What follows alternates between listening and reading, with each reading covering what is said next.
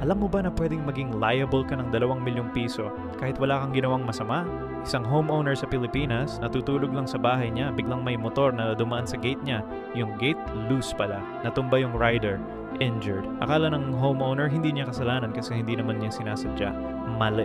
Kinaso siya ng 2 milyon under Article 2176 ng Civil Code, quasi-delict. At natalo siya. Sa quasi-delict, hindi importante kung sinasadya mo o hindi.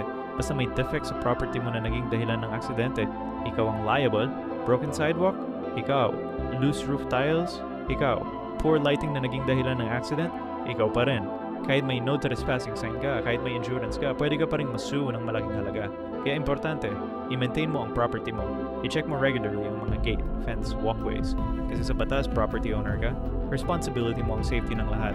Dahil sa quasi-delict ang hindi mo alam pwedeng maging dahilan ng pagkabaon mo sa utang.